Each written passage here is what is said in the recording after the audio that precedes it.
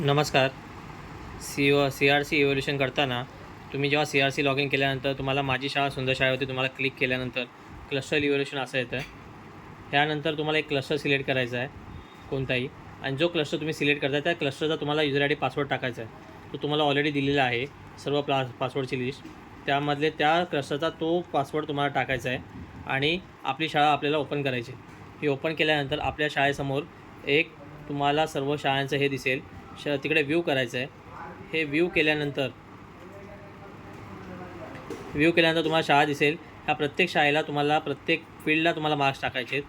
हे प्रत्येक फील्डला मार्क्स टाकताना तुम्हाला ह्या फील्डमध्ये रिमार्क्स टाकायचे आहेत. हे रिमार्क तुम्ही आजच्या ह्याला ॲज व्हेरीफाईड म्हणून टाका आणि मार्क्स द्या. हे सर्व फील्डला ॲज व्हेरीफाईड म्हणून तुम्ही रिमार्क द्या आणि त्यानंतर तुम्ही रिमार्क दिल्यानंतर त्याला मार्क्स द्या प्रॉपर जे आहेत ते.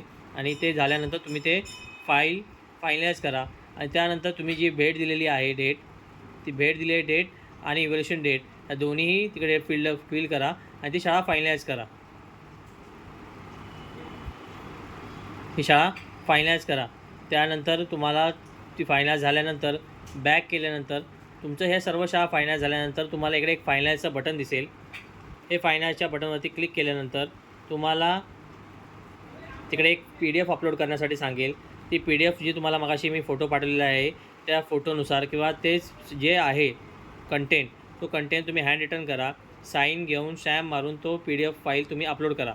अशा प्रकारे तुम्हाला CRCमधील सर्व शाळांची माहिती अपलोड करायची आहे. धन्यवाद.